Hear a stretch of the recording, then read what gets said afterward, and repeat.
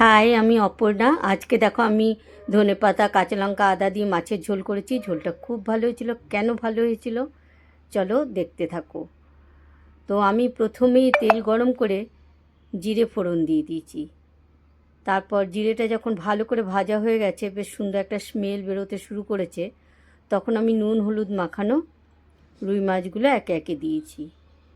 আমি আলাদা করে মানে রুই মাছটা ভেজে নিইনি, একবারই জিরে ফোড়ন দিয়ে তার মধ্যে রুই মাছটা দিয়ে দিয়েছি। রুই মাছটা এপিট ওপিট করে একটু ভালো করে ভেজে নিয়েছি, তবে খুব বেশি কড়া করব না, তোমরা চাইলে কড়া করেও নিতে পারো। আর একদিকে দেখো আমি ধনেপাতা আদা আর কাঁচা লঙ্কা মিক্সির জারে বেটে নিয়ে একটা পেস্ট বানিয়ে রেখেছি। তারপর মাছগুলো দেখো এপিট ওপিট করে আমি একটু ভেজে নিয়েছি, লাল লাল করে ভাজবো না,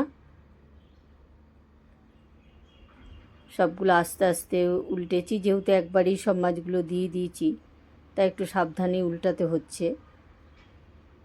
তোমরা চাইলে মাছটা আলাদা করে ভেজে নিয়েও করতে পারো। তার মধ্যে ওই তেলের মধ্যে আমি একটু জিরে ফোড়ন দিয়ে দিয়েছি, আর ওই যে ধনে পাতার পেস্টটা করে রেখেছিলাম সেটাও দিয়ে দিয়েছি। ভালো করে মাছের সঙ্গে নাড়াচাড়া করে নিয়েছি যাতে সুন্দর কষানো হয়ে গিয়ে একটু তেল বেরোতে শুরু করে।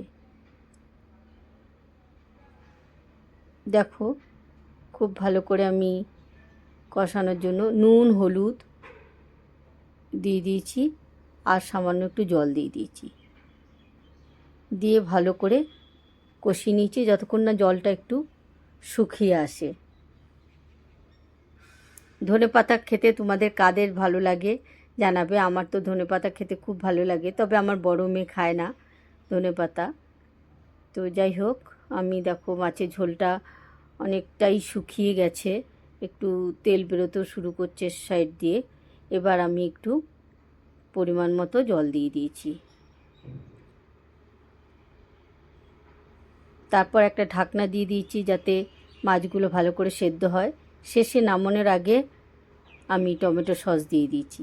এই টমেটো সসটা অবশ্যই দেবে, তাহলে দেখবে ধনেপাতার ঝোলটা খেতে আরও বেশি স্বাদ লাগে, সেই জন্য আমি এইভাবে দিয়ে দিয়েছি। তো তোমাদের আজকে আমার এই রান্নাটা কেমন লাগলো জানিও, ভালো লাগলে লাইক কমেন্ট করো।